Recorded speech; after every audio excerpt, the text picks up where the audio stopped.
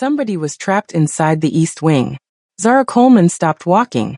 The laundry basket pressed against her hip, heavy with bedsheets that smelled like lavender and old money. Her fingers gripped the wicker edges so tight her knuckles ached. The dog was barking again. Not the lazy bark of a bored animal. Not the playful yap of a dog wanting attention. This bark was sharp, angry, desperate, like a warning that had grown teeth and was ready to bite. Ghost stood at the entrance to the east wing, his white fur bristling, his body rigid as a loaded weapon. The Jindo's ears pointed forward like blades. His black eyes fixed on the heavy wooden doors that hadn't opened in 3 years. 3 years since Mrs. Choi died. 3 years since the east wing was sealed. 3 years since anyone was allowed to even clean that part of the mansion. Zara had been working at the Choi estate for exactly 19 days. 19 days of learning which hallways to avoid, which staff members to trust, which questions to never ask. She was the only black woman on a team of 12, and she'd learned fast that invisibility was survival in a house run by the Korean Mafia. But she couldn't be invisible to this. Ghost barked again, the sound ricocheting off the marble walls like a gunshot. Zara flinched. The other staff walked past with their heads down, their eyes fixed on the floor, their feet moving faster. "That dog is possessed," muttered Mrs. Park, the head housekeeper, as she hurried by with a tray of untouched breakfast. 3 weeks of this nonsense. Someone should call a vet. Or a priest, another maid whispered, and nervous laughter followed. But Zara didn't laugh. She watched Ghost throw his body toward the doors, his claws scraping against wood that had turned gray with dust. She watched his muscles tremble with effort. She watched his mouth foam, not from sickness, from stress. 3 weeks of barking. 3 weeks of warning. 3 weeks of nobody listening. If you're new here, welcome to the family. Like, subscribe, and hit that notification bell so you don't miss what happens next. Now back to the story. Zara set down the laundry basket slowly. Her heart was doing something strange in her chest. Beating too fast, too loud, like it recognized danger before her brain could name it. She'd grown up in West Baltimore, in a neighborhood where you learned to read silence. Where you knew the difference between normal quiet and the kind of quiet that came before gunshots. Where dogs barking at nothing meant something was very wrong. Ghost wasn't barking at nothing. "Hey," Zara said softly, taking a step toward him. "Hey boy, what's wrong?" The dog's head whipped toward her. For 1 second, the barking stopped. The silence that followed was so sudden, so complete, that Zara's skin prickled with goosebumps. Ghost stared at her. His eyes were not playful, not confused. They were urgent, pleading. Then he barked once. A single sharp sound. "Come." Zara's mouth went dry. She looked around. The hallway was empty now. The other staff had scattered like roaches from light, eager to be anywhere but near the dog and the sealed wing and whatever curse they believed lived inside. Zara should have walked away too. She should have picked up her laundry basket and finished her rounds and kept her head down like the agency had told her. You're there to work, not to ask questions. Rich people have secrets. That's not your business. But her feet moved forward instead of back. 1 step. 2 steps. 3. Ghost watched her approach. His tail didn't wag. His body didn't relax. But something in his posture shifted, like he'd been waiting for anyone, to finally pay attention. Zara stopped in front of the east wing doors. Up close, she could see the details she'd missed from a distance. The heavy iron lock, rusted but solid. The dust thick as fur along the doorframe. The scratches near the bottom, old scratches, like someone had tried to claw their way out. Or something had tried to claw its way in. Her hand trembled as she pressed her palm against the wood. Cold. The door was cold, even though the rest of the mansion was warm. Ghost whimpered. Zara leaned closer, pressing her ear to the crack between the double doors. She held her breath. Listened. At first, nothing. Just the blood rushing in her ears. The distant hum of the mansion's heating system. The tick of a clock somewhere far away. Then, a sound. Faint. So faint she thought she'd imagined it. A breath. A soft, broken breath. Zara's eyes widened. She pressed closer, her cheek flat against the cold wood. The sound came again. Closer now. Clearer. Not a breath. A whisper. Help. Zara's hand flew to her mouth. A scream tried to escape, and she swallowed it back like a stone. her throat burning with the effort. Please. The voice was weak, shattered, like someone who'd been screaming for so long that all they had left were whispers. A woman's voice. Zara stumbled back from the door, her chest heaving, her mind racing. This wasn't possible. The East Wing was empty. Mrs. Choi was dead. Everyone said so.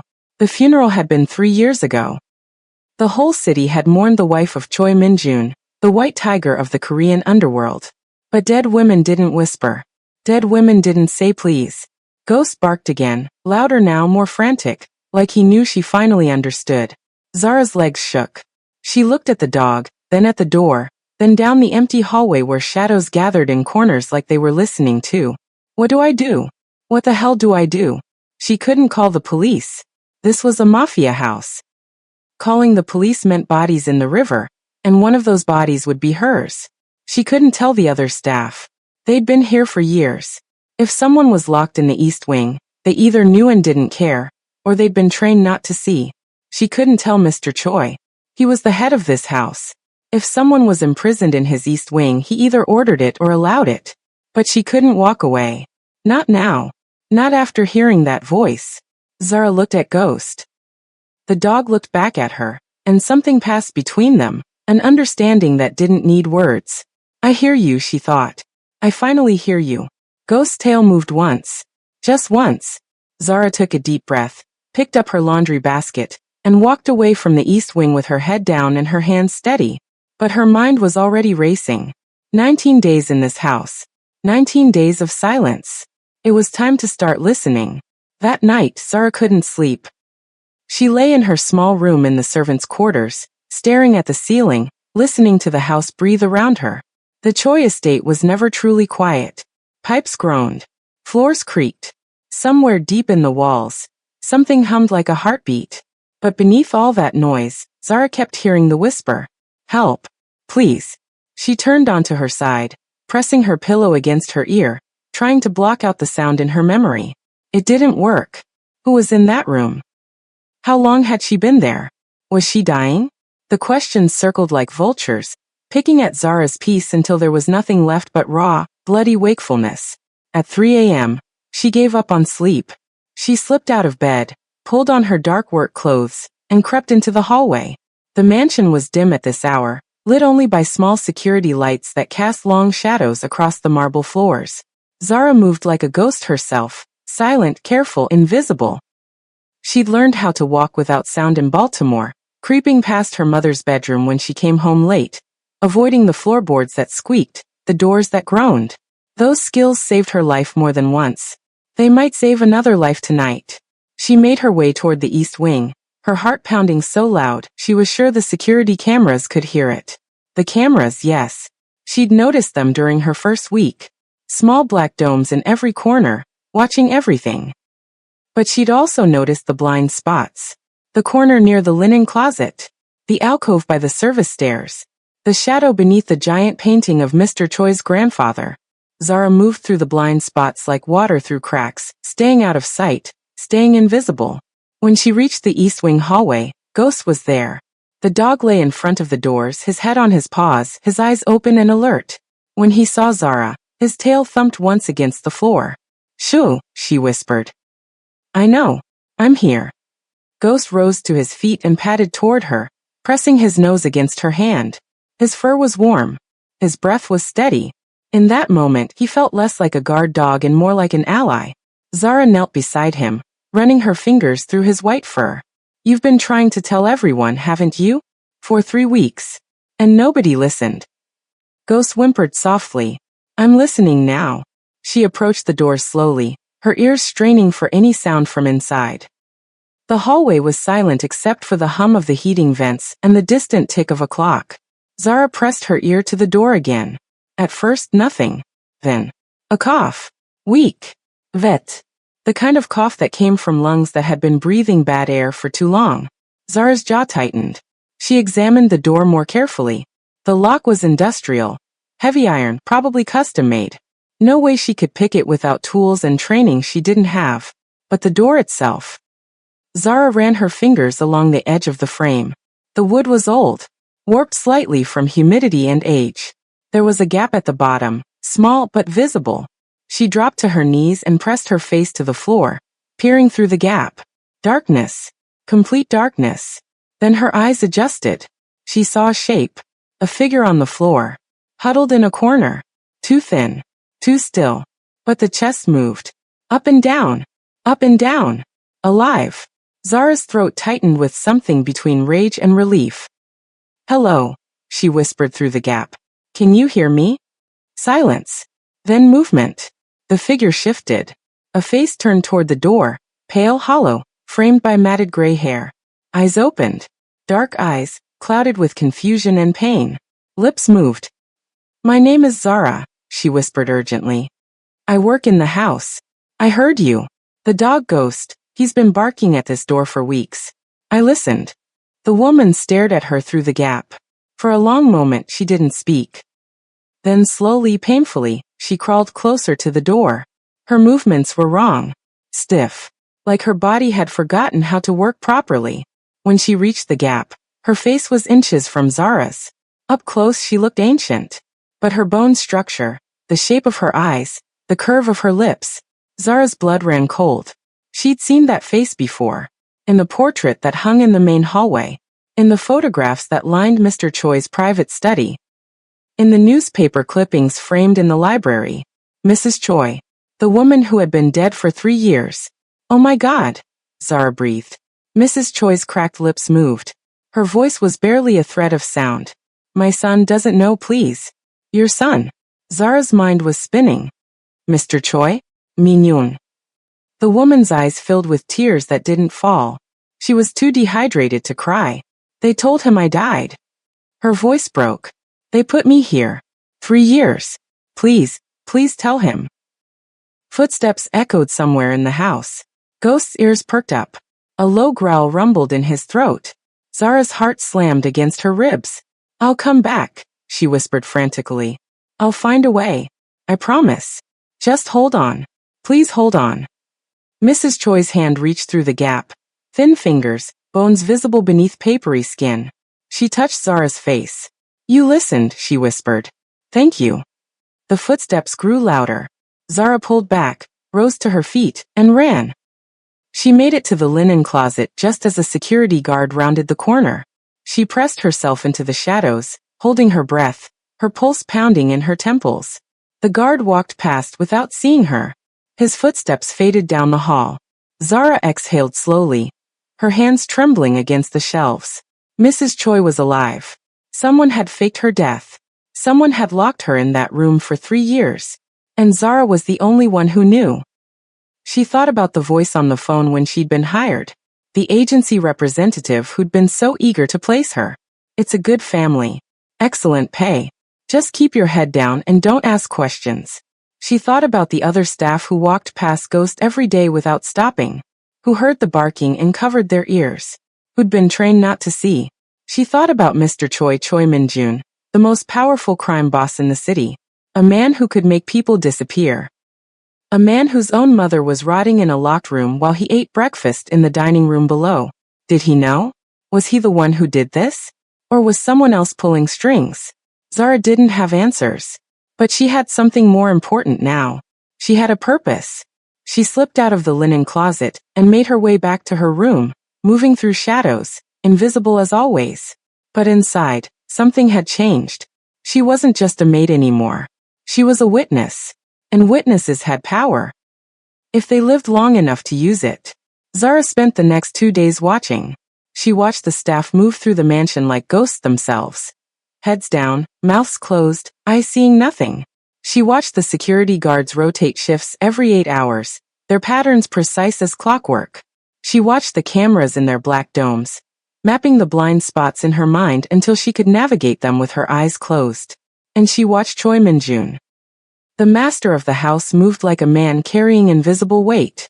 He was tall, broad-shouldered, handsome in the way powerful men often were, sharp fox-like eyes. A thin scar across his left cheekbone that spoke of violence survived. He wore burgundy suits that cost more than Zara's yearly salary. And when he walked into a room, the air itself seemed to bow. But there was something else. Something Zara noticed because she'd spent her whole life reading people who didn't want to be read. Choi Minjun was sad. Not the loud, dramatic sadness that demanded attention. The quiet kind. The kind that lived in the spaces between words. In the moments when he thought no one was watching. In the way his eyes lingered on his mother's portrait in the main hallway. Every morning, he paused in front of that painting. Just for a second. Just long enough for his jaw to tighten and his fingers to curl into fists. Then he walked away. Zara watched this ritual 3 days in a row. And each time, the same question burned in her chest. Does he know? If Minjun had ordered his mother's imprisonment, why would he grieve? Why would he pause at her portrait like a man visiting a grave? But if he didn't know, if someone had done this without his knowledge, then who? And why? The questions multiplied like flies on meat. On the third day, Zara got her first clue. She was polishing silver in the dining room when 2 men entered through the side door. She recognized them immediately, Park Sung-ho and Director Kwon, 2 of Minjun's senior lieutenants. She'd seen them at the house before, always arriving for meetings that happened behind closed doors. They didn't notice her. Servants were furniture to men like them, present but invisible. The East Wing renovation, Park Sung-ho said, his voice low but not low enough. The boss is asking questions again. Director Kwon snorted. Let him ask. The answer is the same. Structural damage. Unsafe. We'll open it when the repairs are complete. That's been the answer for 3 years, Kwon. And it'll be the answer for 3 more if necessary. Zara's hand froze on the silver spoon. Her heart hammered so loud, she was certain they could hear it. Park Sung-ho lowered his voice further. Zara strained to listen. He wants to visit her grave next week. The anniversary. Then let him visit an empty coffin. Director Kwon's laugh was cold. Same as every year. The men moved toward the study, their voices fading into murmurs. Zara stood motionless, the silver spoon clutched in her fist like a weapon. Empty coffin. Let him visit an empty coffin. They knew. Minjun's own lieutenants knew his mother was alive. They were the ones keeping her locked away. They were the ones lying to him, year after year, while he grieved a woman who was rotting 20 feet above his head. But why? What could they possibly gain from imprisoning an old woman? Zara's mind raced through possibilities. Money? Power? Leverage? Mrs. Choi had been the matriarch of the family, the wife of the previous boss before Minjun took over. Maybe she knew something. Maybe she had something. Maybe she was worth more alive and hidden than dead and buried. Whatever the reason, one thing was clear now. Choi Minjun was not the enemy. He was a victim. And Zara was the only person who could tell him the truth. That night, Ghost was waiting for her. The dog sat at his usual post in front of the East Wing doors. But this time his tail wagged when he saw Zara approach. He'd learned her footsteps. He'd learned her scent. He knew she was different from the others. Good boy, Zara whispered, kneeling to scratch behind his ears. I figured it out. I know who's doing this. Ghost whimpered softly, pressing his nose into her palm. Zara approached the gap beneath the door, and lay flat on the cold marble floor. Mrs. Choi, she whispered. It's me. Zara. Silence. Then shuffling. The sound of someone dragging themselves across the floor. Mrs. Choi's face appeared in the gap, hollow and gray, but her eyes were brighter tonight. More alert. You came back, she breathed. I promised I would. 3 years. Mrs. Choi's voice cracked. 3 years and you're the first person who kept a promise. Zara's chest tightened with anger. I need to ask you something. Your son. Does he know you're here? Mrs. Choi's eyes filled with pain so deep Zara felt it in her own bones. No, the old woman whispered. My boy thinks I'm dead. They showed him a body. They held a funeral. He buried an empty coffin and cried over a grave that holds nothing but lies. Who did this to you? Mrs. Choi was quiet for a long moment. When she spoke, her voice was barely a thread. Park Sung-ho. Director Kwon. Others I don't know. She paused. They came to me 3 years ago, the night before I was supposed to tell Minjun the truth about his father's death. They drugged me. When I woke up, I was here. Zara's breath caught. The truth about his father's death? Mrs. Choi's eyes sharpened despite her weakness. My husband didn't die of a heart attack. He was murdered. Her voice dropped to a whisper. By the same men who now stand at my son's side. They killed the father and imprisoned the mother, so they could control the sun. The words landed like bombs in Zara's chest. This wasn't just imprisonment. This was a coup. A silent takeover that had been happening for 3 years while Minjun grieved and trusted and never suspected. I have to tell him, Zara said urgently. I have to find a way to. No. Mrs. Choi's hand shot through the gap, gripping Zara's wrist with surprising strength. Not yet. If you go to him now with no proof, they'll kill you. They'll move me. And my son will never know what happened. Then what do I do? Mrs. Choi's grip tightened. There's a safe. In the library. Behind the painting of the cherry blossoms. The combination is my son's birthday, September 15th, 79. Inside there are documents. Evidence of what they did. I gathered it before they took me. They never found it. Zara memorized the numbers instantly. September 15th, 79. Cherry blossom painting. Library. Get the documents. Make copies. Hide them somewhere they can't reach. And then, Mrs. Choi's voice broke. Then tell my son his mother is alive. Tell him I never stopped loving him. Tell him I'm sorry I couldn't protect him. Tears burned in Zara's eyes. I'll get you out of here. I swear. Mrs. Choi smiled. A ghost of a smile, fragile as paper. You already have, she whispered. You listened. After 3 years of screaming into darkness, someone finally listened. Footsteps echoed in the distance. Ghost's ears perked up, a low growl building in his throat. Zara pulled back from the door, her heart racing. I'll come back, she promised. Tomorrow night. With a plan. She ran. Behind her, Ghost resumed his position in front of the doors. A white sentinel guarding a secret that had waited 3 years to be told. The library was on the first floor, east corner. A room of leather-bound books and heavy furniture that smelled like old paper and expensive cigars. Zara had cleaned it twice since she'd started working at the estate. She knew its layout. She knew its shadows. What she didn't know was how to get inside without being seen. The library was Mr. Choi's private space. Staff weren't allowed in without direct permission, and certainly not at 2 a.m. when the house was supposed to be sleeping. But Zara had a plan. She'd spent all day preparing. Studying the guard rotations, timing the camera sweeps, identifying the 3-minute window when the library hallway was completely unwatched. 3 minutes. That's all she had. At 1:57 a.m., Zara slipped out of her room. She moved through the servants' corridors, the narrow passages that ran behind the walls, used for deliveries and discreet service. The passages weren't monitored. They were too cramped, too dusty, too beneath the attention of men who thought in terms of grand entrances and displays of power. But they connected every room in the house, including the library. Zara found the service door and pressed her ear against it. Silence on the other side. She checked her watch, 1:59 a.m. The camera would sweep away from the library entrance in 30 seconds. She counted. 29. 28. 27. Her palms were slick with sweat. 15.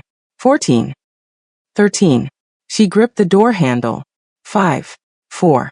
3. 2. 1. She moved. The library was dark, lit only by moonlight streaming through tall windows. Zara didn't turn on any lights. She'd memorized the layout during her cleaning shifts. Desk to the left, bookshelves straight ahead, sitting area to the right, and the painting of the cherry blossoms on the far wall. She crossed the room quickly, her soft-soled shoes silent on the Persian rug. The painting loomed above her. A beautiful image of pink blossoms against a stormy sky, framed in gold. Zara reached up and lifted the edge of the frame. It swung outward on hidden hinges, revealing a small wall safe. Her fingers trembled as she spun the dial. September 15th, 79. Click. The safe opened. Inside there were 3 items. A thick manila envelope, a small black ledger, and a flash drive. Zara grabbed all 3 and stuffed them into the waistband of her pants, pulling her shirt down to cover them. She closed the safe. Replaced the painting. Stepped back. 2 minutes and 40 seconds. She had 20 seconds to get back to the service corridor. Zara turned toward the door. And froze. A figure stood in the shadows near the entrance. Tall. Broad-shouldered. Wearing a silk robe over pajamas. Shui Minyun. Zara's heart stopped. For a long, terrible moment, neither of them moved. The moonlight caught the scar on his cheekbone, the sharp angles of his face, the dangerous stillness in his fox-like eyes. Who are you? His voice was quiet, controlled. The voice of a man who had ordered deaths and slept soundly after. Zara's mouth opened, but no sound came out. You're the new maid. He stepped closer, and Zara saw his eyes flick to her midsection, to the bulge of documents hidden under her shirt. What are you doing in my library at 2 o'clock in the morning? Lie. She should lie. Make up an excuse. Say she heard a noise. Say she was lost. But the words that came out of her mouth weren't lies. Your mother is alive. Minjun went completely still. What did you say? Mrs. Choi. Zara's voice shook, but she forced the words out. She's alive. She's locked in the East Wing. She's been there for 3 years. The funeral was fake. The coffin was empty. Park Sung-ho and Director Kwon, they're the ones who did it. Minjun's face didn't change. Not a flicker of emotion crossed his features. But his hands. His hands curled into fists so tight that Zara could see the tendons straining beneath his skin. That's impossible, he said. His voice was ice. I buried my mother. I watched them lower her coffin into the ground. You buried a lie. Zara reached under her shirt and pulled out the manila envelope. This is proof. Your mother hid it before they took her. She told me where to find it. She told me, her voice cracked. She told me to tell you she never stopped loving you. Minjun stared at the envelope like it was a grenade. For 10 agonizing seconds, he didn't move. Then he stepped forward and snatched it from her hands. He tore it open. Documents spilled out, photographs, financial records, medical reports. His eyes scanned them rapidly, his jaw tightening with each page. Zara watched his face transform. The control cracked first. Then the composure. Then the mask he'd been wearing for 3 years. The mask of a man who had accepted his grief and moved on. Underneath was something raw. Something wounded. Something dangerous. 3 years, he whispered. His voice sounded like broken glass. 3 years she's been 20 feet above my bedroom, and I didn't, he couldn't finish. You didn't know. Zara's voice was gentle but firm. They made sure you didn't know. They played you, Mr. Choi. They killed your father and imprisoned your mother, and let you grieve while they ran your empire behind your back. Minjun's eyes lifted from the documents. When he looked at her, Zara saw something she didn't expect. Tears. Not falling. Not yet. But there, glistening in the eyes of the most feared man in the city. Who are you? He asked again. But the question was different this time. Softer. I'm just a maid, Zara said honestly. But I heard your mother's voice. I heard her begging for help. And I couldn't walk away. The dog. Minun's voice cracks. Ghost has been barking at that door for weeks. I thought he missed her. I didn't think. He was trying to tell you. Everyone heard him. No one listened. Zara swallowed hard. I listened. Minjun pressed his hand over his eyes. His shoulders shook once, just once, with a grief too big to contain. When he lowered his hand, his face had changed. The tears were gone. In their place was something cold. Something lethal. Park Sung-ho, he said quietly. Director Kwon. You're certain? Your mother named them herself. And I heard them talking today. They know exactly where she is. They've been lying to you about the East Wing for 3 years. Minun nodded slowly.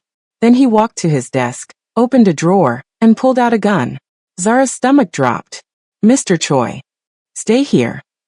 His voice was calm now. Terrifyingly calm. Don't move. Don't speak to anyone. When this is over, I'll find you. What are you going to do? He looked at her over his shoulder. The moonlight caught his scar, his jaw, the burning fury in his fox-like eyes. I'm going to save my mother, he said. And then I'm going to kill everyone who touched her. He walked out of the library. Zara stood alone in the darkness, her heart pounding, the weight of what she'd just unleashed settling over her like a storm. Somewhere in the house, Ghost began to bark. This time, everyone would listen. The gunshot came at 2:17 a.m. Zara heard it from the library. A sharp crack that split the silence like a bone breaking. Then another. Then shouting, voices colliding in Korean. Words she couldn't understand but didn't need to. War had started. She pressed herself against the wall. her heart slamming against her ribs. The documents were still clutched in her hands. The ledger, the flash drive, the photographs that proved everything. Evidence that men would kill to destroy. Hide them, her instincts screamed. Hide them somewhere they can't reach. Zara moved fast. She scanned the library, her eyes landing on a loose floorboard near the window. She'd noticed it during cleaning, the way it creaked differently from the others. She dropped to her knees, pried it up with her fingernails, and stuffed the ledger and flash drive into the hollow space beneath. The manila envelope she kept. Minjun might need it. More gunshots. Closer now. Then a sound that made Zara's blood freeze, a woman's scream. High, thin, terrified. Mrs. Choi. Zara was moving before her brain caught up. She burst out of the library and ran toward the east wing, ignoring every instinct that told her to hide, to flee, to survive. The hallway was chaos. 2 guards lay on the floor, blood pooling beneath them. A third was slumped against the wall, groaning, clutching his shoulder. Shell casings glittered on the marble like scattered teeth. And at the end of the hall, in front of the east wing doors, Choi Minjun stood with his gun raised, his burgundy robe splattered with blood that wasn't his. The heavy iron lock on the doors had been shot off. The wood was splintered. The doors hung open. But Minjun wasn't moving. He was frozen, staring into the darkness of the east wing, his chest heaving, his gun hand trembling. Zara ran toward him. Mr. Choi. Don't. His voice was wrecked. Don't come closer. But Zara didn't stop. She reached the doorway and looked inside. The smell hit her first. Stale air, human waste, the sour reek of sickness and despair. Then her eyes adjusted to the darkness. Mrs. Choi lay on the floor. She was even thinner than Zara remembered, a skeleton wrapped in papery skin, dressed in the same clothes she'd been wearing when they took her 3 years ago. Her gray hair spread around her head like a halo of cobwebs. Her eyes were closed, but her chest was moving. Barely. Just barely. Yama. Minjun's voice cracked on the word. Mother. He dropped to his knees beside her, the gun clattering to the floor. His hands hovered over her body like he was afraid to touch her, afraid she would shatter. Yama, I'm here. Tears streamed down his face now, uncontrolled, unstoppable. I'm here. I'm so sorry. I didn't know. I didn't. Mrs. Choi's eyes fluttered open. For a moment, she didn't seem to recognize him. Her gaze was cloudy, unfocused, lost in whatever hell she'd been living for 3 years. Then clarity returned. Minhyun. Her voice was a thread of sound. My boy. Minhyun Polk. He gathered her into his arms, cradling her against his chest like she weighed nothing. Because she did. She weighed almost nothing. 3 years of starvation and isolation had stolen everything but her breath. I'm getting you out, he choked. I'm getting you out right now. You're safe. I promise you're safe. Mrs. Choi's hand lifted slowly, trembling, and touched his face. You came, she whispered. I knew you would. I never stopped believing. Zara stood in the doorway, tears streaming down her own face. She'd seen a lot of pain in her life. She'd seen grief and loss and betrayal. But watching this, watching a son hold the mother he thought was dead, watching 3 years of lies crumble into dust, this was something else. This was a wound being reopened so it could finally heal. We need to move. Zara's voice cut through the moment, sharp and urgent. The gunshots, someone will have heard. If Park Sung-ho or Kwon have people still loyal to them. Minjun's head snapped up. The grief in his eyes hardened into something lethal. Park Sung-ho is dead, he said flatly. I put 2 bullets in his chest 5 minutes ago. And Kwon? Minhyun is still tightened. Gone. He wasn't in his quarters. He ran. Zara's stomach dropped. Then he knows. He knows you found out. He'll be coming back with reinforcements, or he'll be destroying evidence, or he'll be trying to kill the only witness who can connect him to this. Minjun's eyes locked onto Zara's face. You. The word landed like a punch. Of course. Zara was the one who'd discovered the truth. She was the one who'd told Minjun. If Kwon wanted to bury this, if he wanted any chance of spinning a story, claiming innocence, blaming someone else, he had to silence her. We need to get your mother to a hospital, Zara said, forcing her voice to stay steady. And we need to do it now before Kwon regroups. Minhyun nodded. He lifted Mrs. Choi in his arms and stood, his face set in stone. Follow me, he said. Stay close. Don't stop for anything. They moved through the mansion like ghosts. The hallways were empty now. The loyal guards were either dead or hiding, and the disloyal ones had fled with Kwan. Zara kept her eyes on the shadows, her ears straining for any sound of movement. Ghost appeared at the end of the corridor, his white fur bright in the darkness. When he saw Mrs. Choi in Minjun's arms, the dog let out a sound Zara had never heard before, a whine of pure joy. Good boy, Minjun whispered as they passed. Good boy. You tried to tell me. Ghost fell into step beside them, his body tense, his eyes scanning for threats. They reached the garage. 3 black SUVs sat in the darkness, keys hanging on hooks by the door. Minjun grabbed a set and handed Mrs. Choi to Zara. Hold her, he ordered. Gently. Zara took the old woman in her arms. She was so light, so fragile, like holding a bird made of paper and breath. Mrs. Choi's eyes found Zara's face. You, she whispered. You kept your promise. I told you I would. My son is lucky. Mrs. Choi's cracked lips curved into the ghost of a smile. Lucky to have someone who listens. Minjun opened the SUV's back door.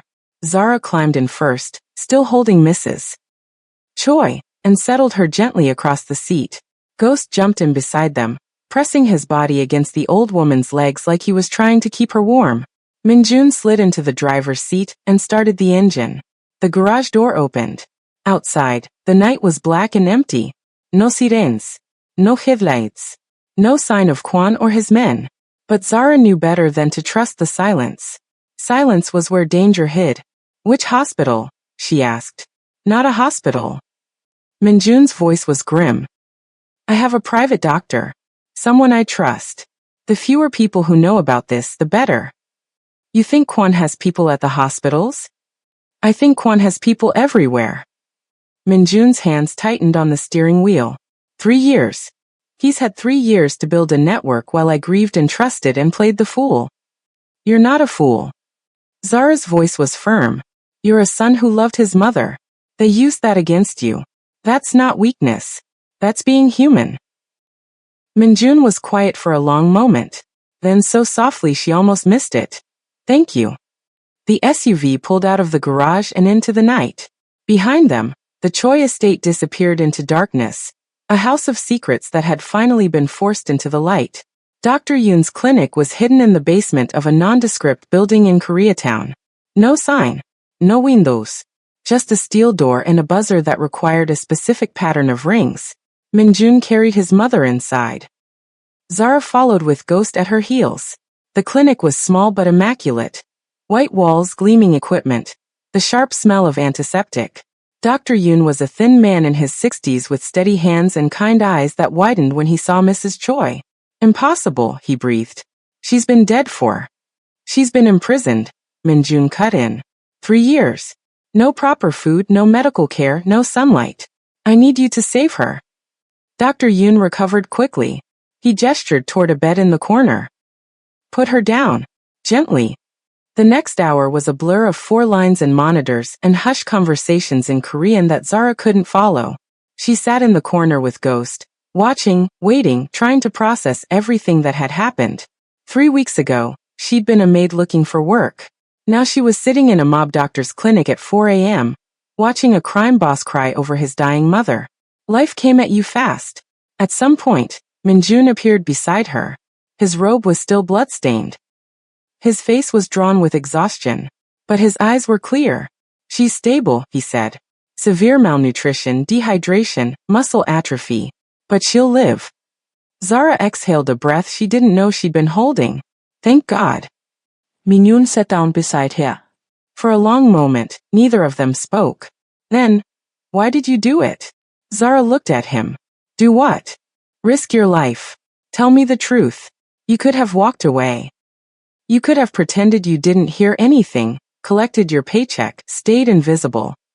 His fox-like eyes studied her face. Why didn't you? Zara thought about the question. Really thought about it. I grew up in Baltimore, she said finally. West Side. The kind of neighborhood where people disappear and nobody asks questions. Where girls get taken and nobody looks. where screaming doesn't matter because nobody's listening. She paused, her throat tight.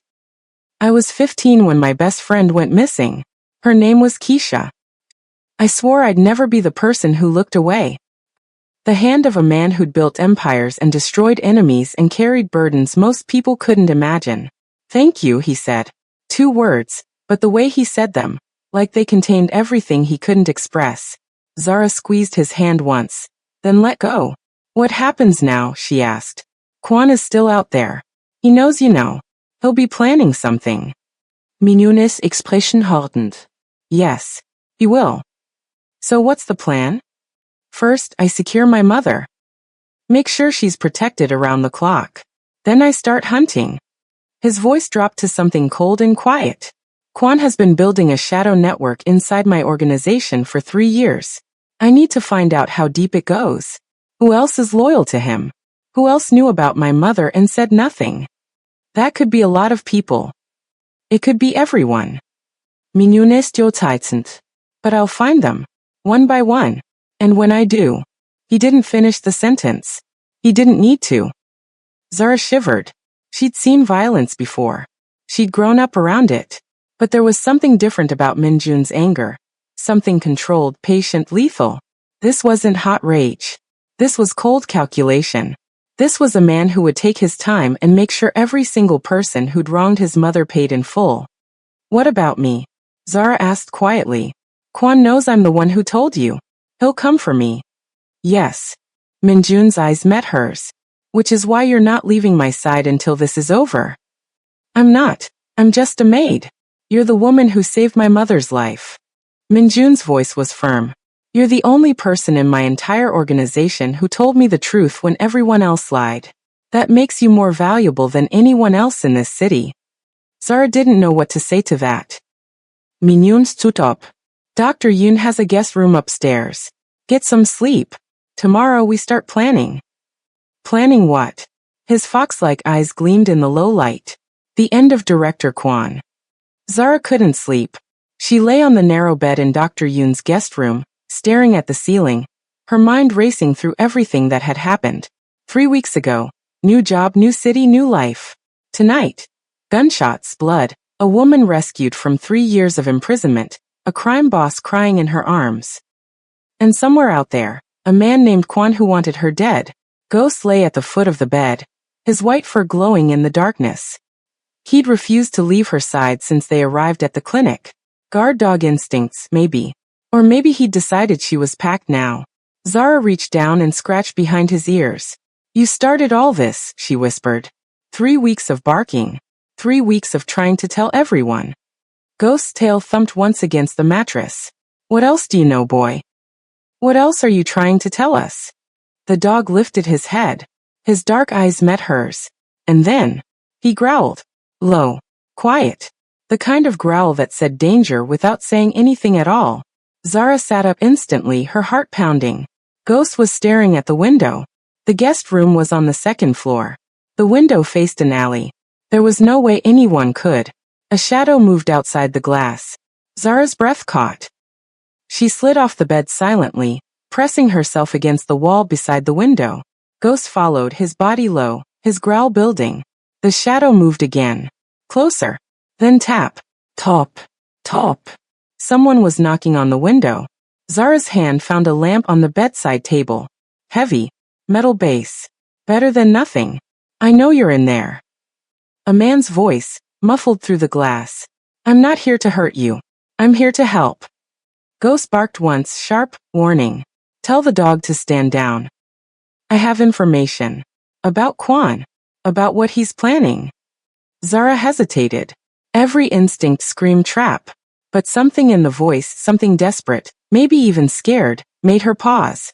Who are you? She called through the glass. My name is Han Jae-won. I was Park Sung-ho's assistant. I know everything. And if you don't let me in, we're all going to die. The words hung in the darkness. Ghost's growl faded to a low rumble. Zara made a decision. She crossed to the window and opened it. Han Jae-won was not what Zara expected. He was young, maybe 25, with a soft face and nervous eyes that darted around the room like trapped birds. His suit was expensive but rumpled, like he'd been wearing it for days. His hands trembled as he climbed through the window. Ghost's growl deepened. Easy, Jae-won said, holding up his palms. I'm not armed. Search me if you want. Zara didn't move. Start talking. How did you find me? I followed the SUV from the estate. Jae-won's voice was rushed, panicked. I was hiding in the East Garden when the gunshots started. I saw Mr. Choi carry his mother out. I saw you get in the car with them. So you've been watching us for hours. I had to make sure it was safe. Kwon has people everywhere. I couldn't just walk up to the front door. Zara's grip tightened on the lamp. You said you were Park Sung-ho's assistant. That means you worked for the men who imprisoned Mrs. Choi for 3 years. Jae-won flinched like she'd slapped him. I didn't know. His voice cracked. I swear to God I didn't know. Park kept me handling paperwork, logistics, nothing important. I thought Mrs. Choi was dead like everyone else. I thought the East Wing was just storage or something. When did you find out the truth? Jae-won swallowed hard. 6 months ago. I was filing documents in Park's private office when I found a medical report. Nutritional supplements for fluids, sedatives. All being delivered to the estate every month. Addressed to Patient Zero. Zara's stomach turned. Patient Zero. They'd given her a code name like she was an experiment. I started digging, Jae-won continued. Quietly, carefully. And I found, he stopped. His face went pale. Found what? She wasn't the first. The words landed like a hammer. Ghost stopped growling. The room went silent. What do you mean? Zara's voice was barely a whisper. Jae-won reached into his jacket pocket. Ghost tensed, but the young man only pulled out a crumpled photograph. He handed it to Zara. A woman stared back at her. Middle-aged. Korean. Sharp eyes. Elegant features. Her name was Choi Soo-yeon, Jae-won said quietly. Minyones Ents. His father's younger sister. Zara's blood ran cold. What happened to her? Same thing. Locked in the East Wing. Same room. Jae-won's voice dropped. That was 7 years ago. Before Mrs. Choi. Where is she now? Jae-won didn't answer. He didn't need to. Zara looked at the photograph again. At the woman's face. At the sharp eyes that looked so much like Minjun's. She didn't survive, Zara said flatly. Jae-won shook his head. The records say she died of natural causes after 18 months. But the medical reports I found, he swallowed. Organ failure. Malnutrition. Dehydration. The same things that almost killed Mrs. Choi. Zara felt sick. This wasn't just a conspiracy to control Minjun. This was a pattern. A system. Someone had been doing this for years. Locking away the women of the Choi family, starving them, silencing them. Why? Zara demanded. What's the point? Why keep them alive at all? Leverage. Jae-won's voice was hollow. Control. As long as they're alive, they can be used. Threatened. Bargained with. The moment they're dead, they're worthless. But Minjun thought his mother was dead. How is that leverage? Not leverage over him. Leverage over each other. Jae-won leaned closer, his voice dropping. Park and Kwon, they didn't trust each other. Mrs. Choi was insurance. If one of them tried to betray the other, the survivor could reveal the truth to Minjun and destroy their rival. Mutuelle assure de destruction. Exactly. But now Park is dead. And Kwon, Jae-won's face twisted with fear. Kwon has nothing left to lose. He's going to burn everything down before he lets Minjun catch him. Zara's mind raced. What's he planning? I don't know the details. But I know he's not running. He's regrouping. Jae-won grabbed her arm, his grip desperate. You have to warn Mr. Choi. Kwon has people inside this clinic. Right now. Watching everything. Zara's heart stopped. Inside the clinic? Who? Before Jae-won could answer, the door burst open. Minjun stood in the doorway, gun raised, his fox-like eyes taking in the scene in a single glance. Zara with a lamp in her hand, ghost bristling, a stranger by the window. Who the hell is this? He says he has information, Zara said quickly. About Kwon. About your aunt. Minjun's face didn't change, but something flickered in his eyes at the word aunt. My aunt died 7 years ago. No. Zara held up the photograph. She was murdered. Same room. Same men. Your mother wasn't the first. Minjun stared at the photograph. For 3 long seconds he didn't move, didn't breathe. Then his hand began to shake. Suya, he whispered. The name came out like a wound reopening. I was at her funeral. I carried her coffin. Empty, Jae-won said quietly. Just like your mother's. They've been doing this for years, Mr. Choi. Controlling your family by stealing the women you love. Minjun's jaw clenched so tight Zara could see the muscles straining. Who else knows about this? His voice was ice. Kwon Park, but he's dead now. And Jae-won hesitated. Dr. Yoon. The name landed like a bomb. Zara's stomach dropped. The doctor? The one treating your mother right now. Jae-won nodded, his face ashen. He's been providing medical care to the East Wing for 7 years. IVs. Sedatives. Nutritional supplements. He knew exactly what was happening. He kept them alive just enough to be useful. Minyoon moved. He was out the door before Zara could speak, his footsteps thundering down the stairs. Zara ran after him, Ghost at her heels. They reached the clinic room just as Minjun slammed through the door. Dr. Yoon stood beside Mrs. Choi's bed, a syringe in his hand. Time stopped. The doctor's kind eyes met Minjun's furious gaze. For 1 second, the mask held, the gentle healer, the trusted ally. Then it crumbled. I'm sorry, Dr. Yoon whispered. I had no choice. Minjun raised his gun. What's in the syringe? Dr. Yoon's hand trembled. Potassium chloride. Kwon called 10 minutes ago. He said if I didn't finish it, he'd kill my daughter. Zara's heart clenched. Kwon had leverage everywhere. Everyone was compromised. Everyone was trapped. Put it down, Minjun said quietly. Put it down and step away from my mother. Dr. Yoon's eyes filled with tears. He has my daughter, he repeated. She's only 12. Please understand. I understand. Minjun's voice was cold. I understand that you've been helping them torture my family for 7 years. I understand that you kept my aunt alive in a cage until her body gave out.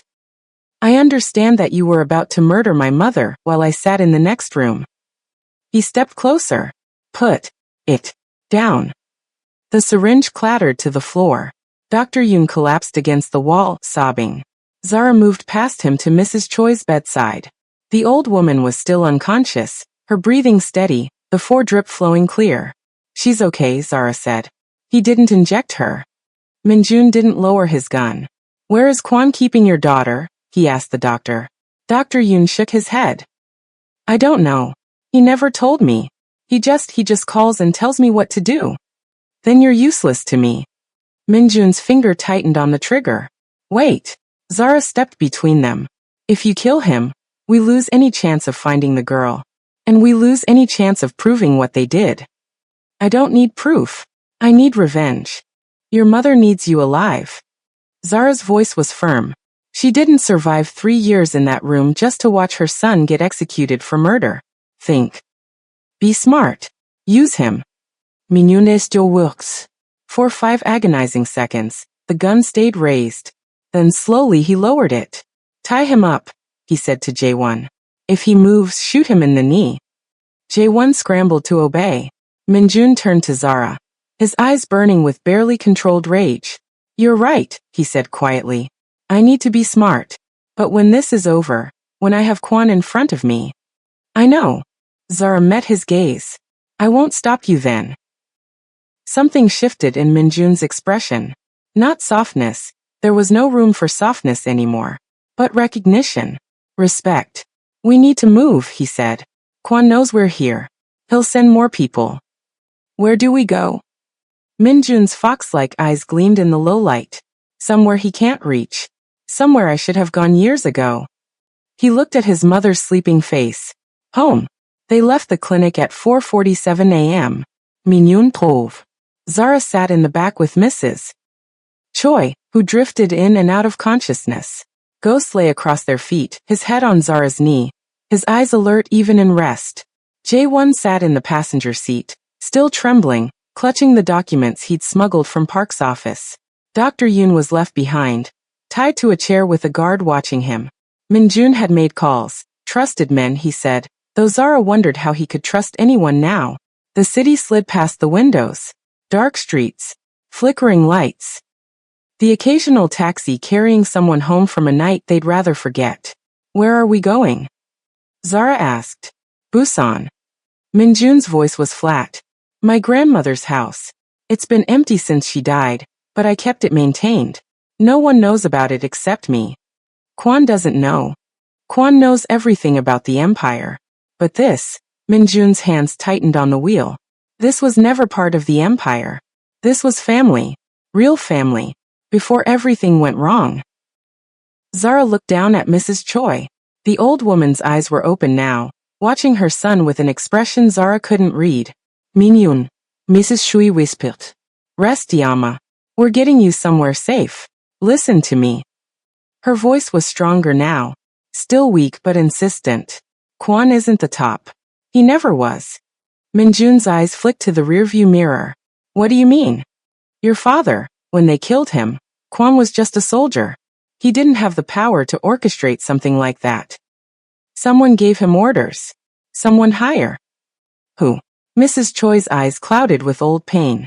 I don't know his real name, but your father called him the chairman. He's the one who controls everything. Kwon Park. They were just his hands. His tools. The chairman. Zara felt the conspiracy expand in her mind like a dark flower blooming. This wasn't just two ambitious lieutenants grabbing power. This was a shadow organization. A puppet master pulling strings for years. Why didn't you tell me this before?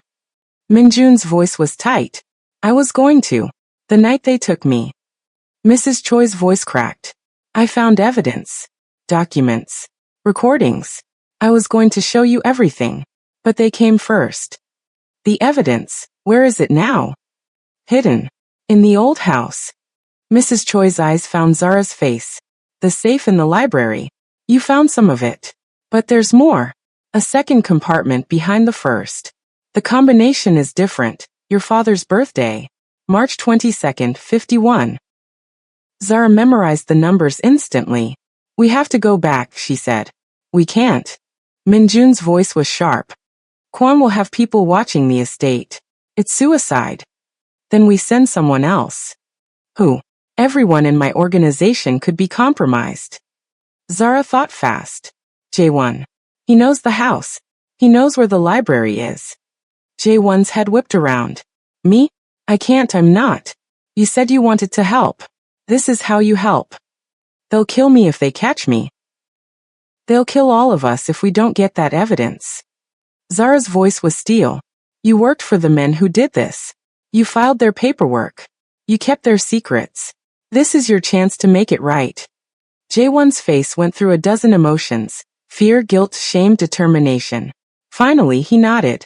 Okay, he said quietly. I'll do it. Minjun glanced at him in the mirror.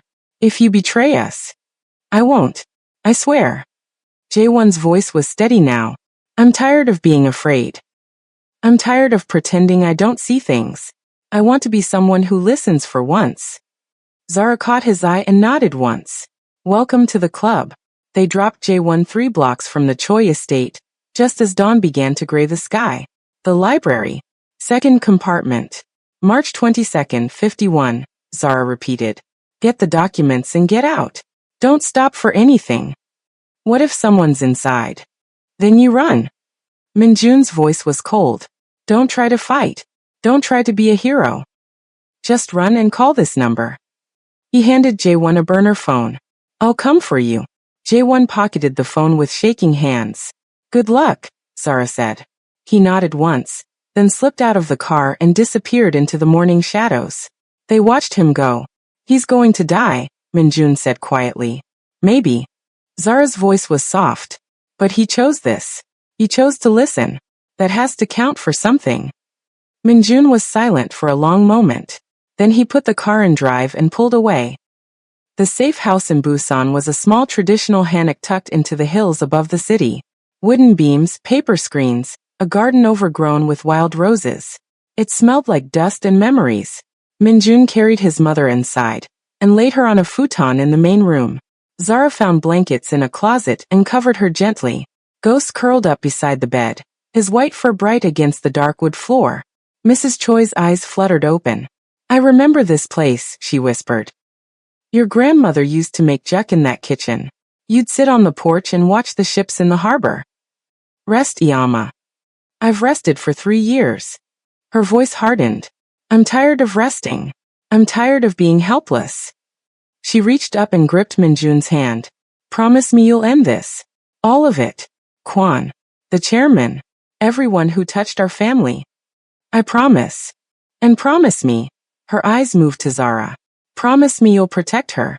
She saved my life. She's the only reason I'm here. Minjun turned to look at Zara. For a long moment their eyes held. I promise, he said. Mrs. Choi smiled. The first real smile Zara had seen from her. Good, the old woman whispered. Now let me sleep. I have a feeling I'll need my strength for what's coming. She closed her eyes. Within minutes, her breathing steadied into sleep. Zara and Minjun sat in silence, watching the sun rise through the paper screens. What now? Zara asked finally. Now we wait. Minjun's voice was tired. Jae-won will bring the evidence. Then we'll know who the chairman is. And then, his phone buzzed. He looked at the screen. His face went white. What is it? Zara asked. Minjun turned the phone toward her. A photograph filled the screen. Jae-won on his knees, blood streaming from a wound on his forehead. Behind him, a man in a black mask held a gun to his temple. And beneath the photo, a message. You took something from me. Now I'm taking something from you. The girl. The maid. Midnight. The old warehouse on Pier 7. Come alone or everyone dies. Zara's blood turned to ice. Ghost lifted his head and growled at the phone, as if he could sense the evil radiating from the screen. It's a trap, Zara said. Of course it's a trap.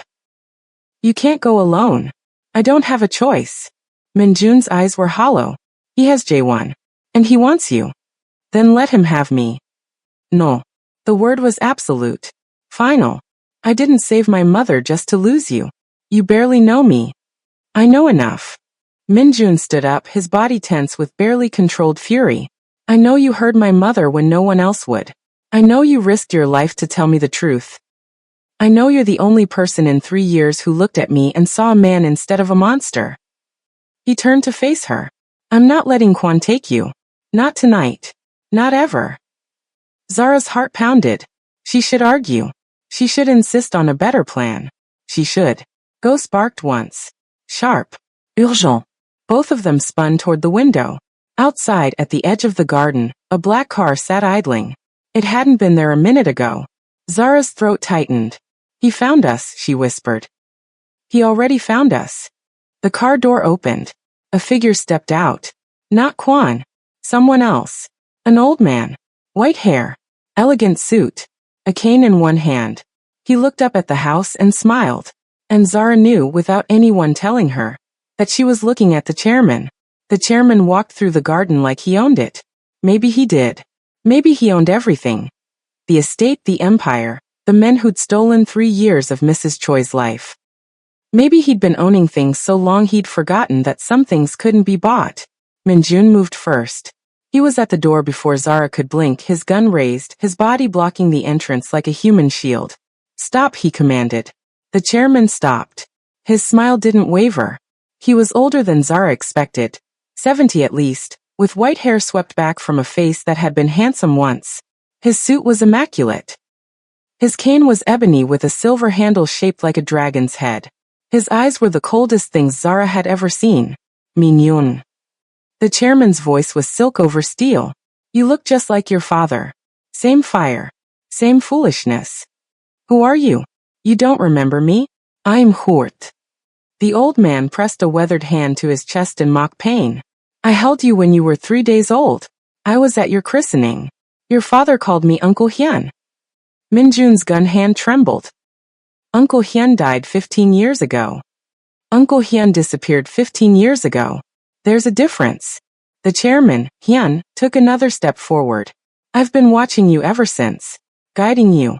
Protecting you from your own worst impulses. Protecting me? Minjun's voice cracked with rage. You murdered my father. You imprisoned my mother.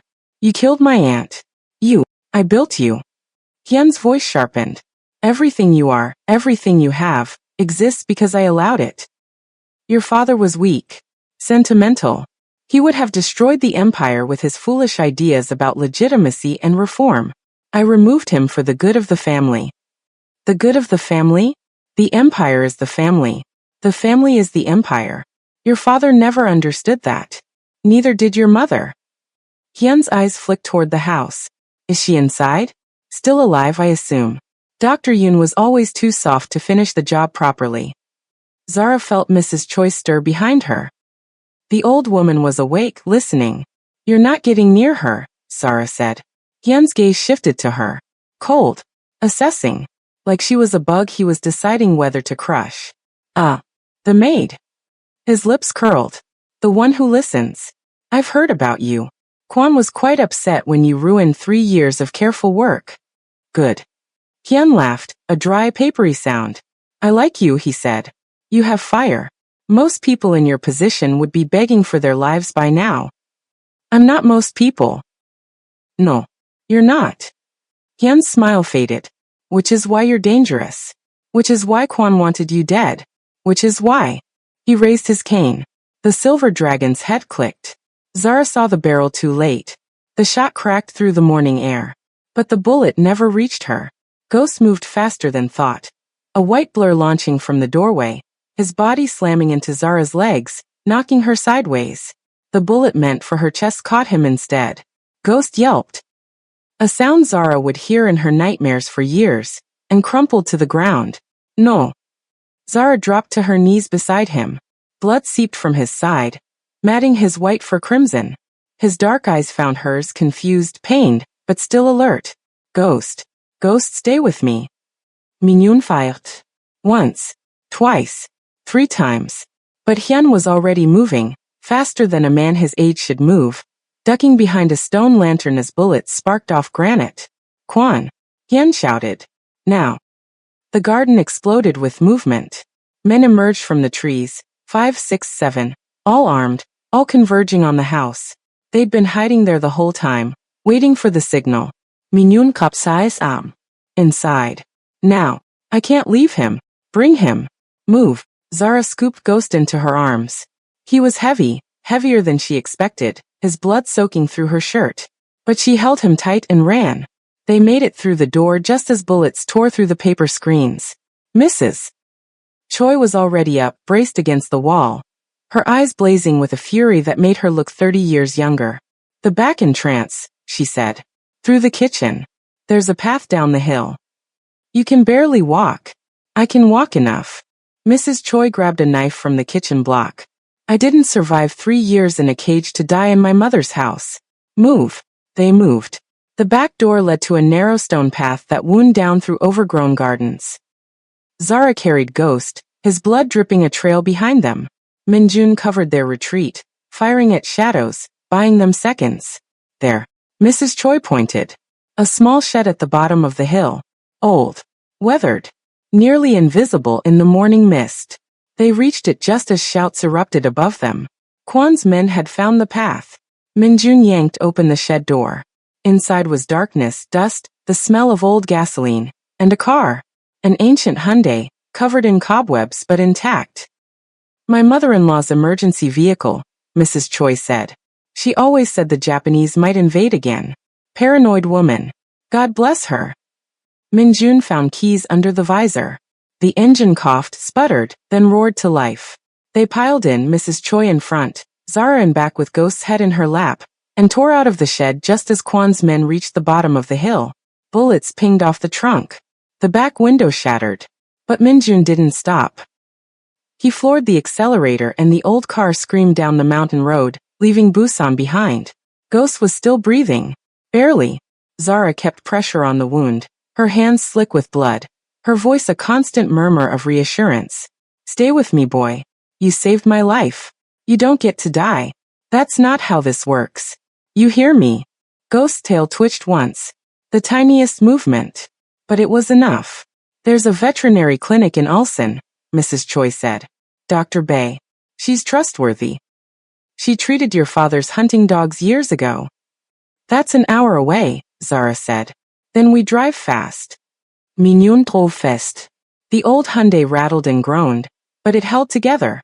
The mountain roads gave way to highways, and the highways gave way to the outskirts of Ulsan just as the sun climbed fully into the sky. Dr. Bay asked no questions. She took one look at the blood-soaked dog, the blood-soaked woman, and the haunted faces of the people who carried them in, and she simply nodded. Treatment room 3. Now. The surgery took 2 hours. Zara sat in the waiting room, still covered in Ghost's blood, staring at a poster about feline diabetes without seeing it. Mrs. Choi sat beside her, holding her hand. He's going to live, the old woman said quietly. Animals like that, they don't give up easily. He barked at that door for 3 weeks. He wasn't going to stop until someone listened. I almost didn't, Zara whispered. I almost walked past like everyone else. But you didn't. That's what matters. Mrs. Choi squeezed her hand. The world is full of people who almost do the right thing. You actually did it. The door opened. Dr. Bay emerged, stripping off bloody gloves. He'll live, she said. The bullet missed the major organs. He's going to need weeks of recovery, but he's strong, stubborn, kept trying to stand up on the table. Zara's breath escaped in a sob. Can I see him? He's sedated, but yes. Go ahead. Zara found Ghost lying on a padded table, his side wrapped in bandages, his eyes closed. His white fur was clean now, someone had washed away the blood, and he looked peaceful. She sat beside him and stroked his head. Good boy, she whispered. Best boy. You saved me. Now rest. Ghost's ear twitched. That was enough. 3 days later, they went back. Not to Busan. That safe house was compromised, burned by Kwan's men hours after they'd escaped. But to Seoul. To the Choi estate. To finish this. Minjun had spent those 3 days making calls, gathering loyalists, separating the traitors from the true believers. The empire was fractured, but not destroyed. Enough men remained who remembered his father, who respected his mother, who wanted justice more than power. They came in force. 20 cars. 40 men. Enough firepower to start a small war. Zara rode in the lead vehicle with Minjun, Mrs. Choi and Ghost, still bandaged, still weak, but refusing to be left behind. The dog sat with his head on Zara's knee, his eyes fixed on the road ahead. You don't have to do this, Minjun said quietly. You've done enough. More than enough. I started this, Zara replied. I'm going to finish it. He didn't argue. The estate was quiet when they arrived. Too quiet. The guards at the gate were gone. The security cameras hung dark and dead. The front door stood open, swinging slightly in the morning breeze. Minunestiotitent. Trap. Maybe. Zara looked at Ghost. What do you think, boy? Ghost's ears perked forward. He sniffed the air. Then he growled. Low. Steady. The kind of growl that said danger ahead, but go anyway. They went. The mansion was empty. Ransacked.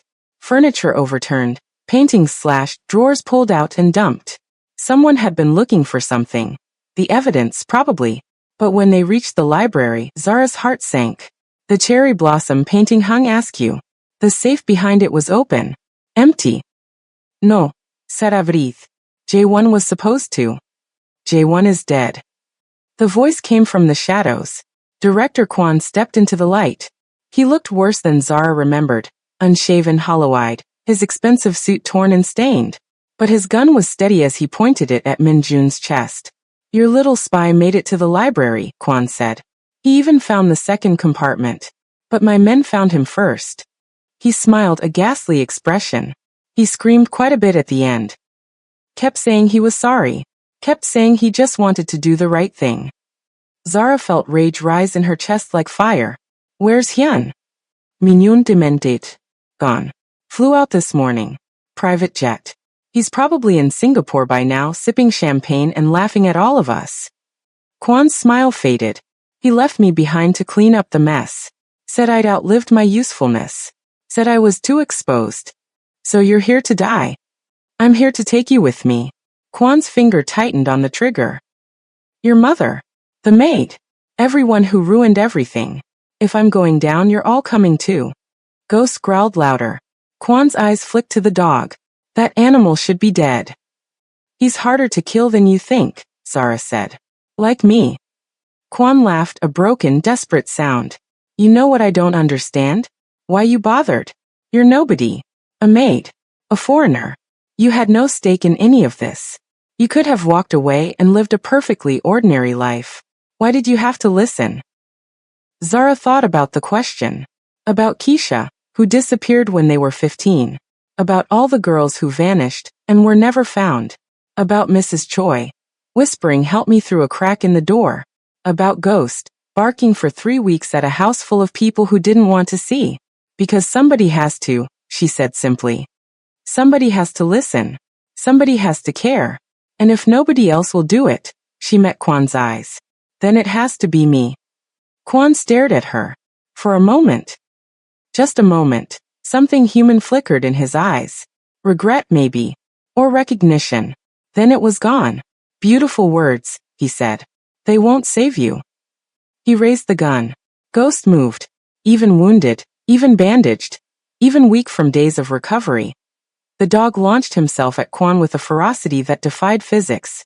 His teeth found Kwon's gun hand. Bone crunched. Kwon screamed. The gun went off, wild, harmless, punching a hole in the ceiling. Minjun was on him in seconds, driving him to the ground, fists raining down with years of grief and rage behind each blow. For my father, Minjun snarled. For my aunt. For my mother. For every year you stole from us. Kwon stopped fighting. His body went limp. His eyes rolled back. Minjun stood up, breathing hard, his knuckles bloody. Kwon was still alive barely. His chest rose and fell in shallow, ragged breaths. Don't kill him, Mrs. Choi said quietly. Minjun sponsored her.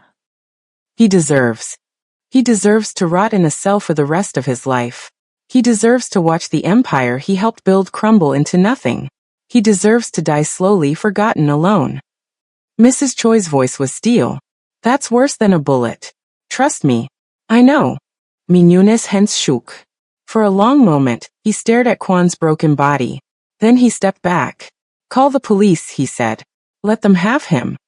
1 week later, they demolished the East Wing. It was Zara's idea. That room is a grave, she told Minjun. Even if no one died there, part of your mother did. Part of your aunt did. It needs to be destroyed. Completely. So something new can grow. Minjun agreed. They brought in excavators, bulldozers, wrecking balls. The whole estate gathered to watch. Staff guards, even some of the men who'd been loyal to Kwon before they'd learned the truth. Mrs. Choi stood at the front, leaning on her son's arm, watching the walls crumble.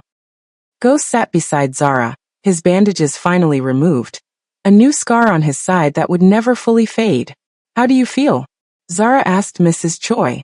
The old woman was quiet for a long moment. Free, she finally said. For the first time in 3 years. Maybe longer. The last wall fell. Dust rose into the sky like a prayer. And somewhere beneath the rubble, buried forever, were the chains and the darkness and the silence that had held a woman prisoner while the world looked away. That evening, they held a small ceremony. No press. No cameras. Just family. They planted a cherry tree where the East Wing used to stand. One for Soo-yeon, the aunt who hadn't survived. Minjun spoke a few words. Mrs. Choi wept quietly. Zara stood at a respectful distance, feeling like an intruder on private grief. But when it was over, Mrs. Choi walked to her and took her hands. Your family now, the old woman said firmly. Whether you like it or not. You saved my life. You gave my son back his mother. This house is your home for as long as you want it. Zara didn't know what to say, so she just nodded. Ghost's tail wagged. 3 months later, Zara stood on the balcony of the Choi estate, watching the sun set over Seoul. So much had changed. Kwon was in prison, awaiting trial for kidnapping, conspiracy, and accessory to murder. His testimony had led to dozens of arrests across the organization. Men who'd known about the East Wing, men who'd helped maintain it, men who'd chosen silence over conscience. Hyun, the chairman, was still free, somewhere in Asia, protected by money and distance, and the kind of power that didn't answer to laws. But Minjun was hunting him. Slowly. Patiently. The way you hunt something that's been hiding for decades. He'll make a mistake eventually, Minjun had told Zara. Men like him always do. They get arrogant. They get careless. And when he does, I'll be there. Zara believed him. She also believed it would take years. Maybe longer. But that was okay. She had time now. Ghost padded onto the balcony and pressed his nose against her hand. His fur had grown back over the scar, but she could still feel it beneath her fingers, a ridge of raised tissue that would never fully smooth. Hey boy, she said softly. What do you see? Ghost looked out at the city. His ears swiveled, catching sounds Zara couldn't hear. Then he relaxed. Whatever he'd been listening for wasn't there tonight. Footsteps approached behind her. Minjun appeared, 2 cups of tea in his hands. He offered her one without speaking, and they stood together in comfortable silence, watching the lights of Seoul flicker to life. My mother wants to throw you a party, he said finally. A party? To celebrate. She says you're the daughter she never had. A hint of a smile crossed his face. She's already planning the guest list. I'm not really a party person. I told her that. She said she doesn't care. Zara laughed, a real laugh, the kind she hadn't made in months. Your mother is terrifying. Yes. Mignonne milico. She is. They drank their tea. The city glittered below them. And for a moment, just a moment, everything felt peaceful. Then Zara noticed something. A car. Black. Parked across the street from the estate gate. It hadn't been there a minute ago. She watched it carefully. The windows were tinted. The engine was off. Nothing moved. But as she stared, the driver's window rolled down, just an inch, and a hand emerged. It waved once. Slowly. Deliberately. Then the window rolled back up, and the car pulled away, disappearing into the Seoul traffic. Zara's heart pounded. Did you see that? She asked. Minyoon nodded. His jaw was tight. Hyun. You think it was him? I think it was a message. Minjun's eyes tracked the car until it vanished. He wants us to know he's still watching. That he can reach us whenever he wants. So what do we do? Minjun was quiet for a long moment. Then he turned to face her. This woman who'd walked into his house as a stranger and stayed as something more. This woman who'd listened when no one else would. This woman who'd saved his mother, exposed his enemies, and nearly died for a family that wasn't hers. We keep listening, he said quietly. We keep watching. And when he makes his move. Ghost's ears perked up. He looked toward the gate, toward the road where the black car had vanished. And he growled. Low. Patient. Ready. We'll be ready, Zara finished. Minyoon nodded. They stood together on the balcony. A crime boss, a maid, and a dog who'd started everything with 3 weeks of barking. The city sprawled beneath them. Beautiful. Dangerous. Full of secrets. And somewhere out there, in the shadows, someone was watching. But for the first time in a long time, Zara wasn't afraid. Because she wasn't alone anymore. And neither was he.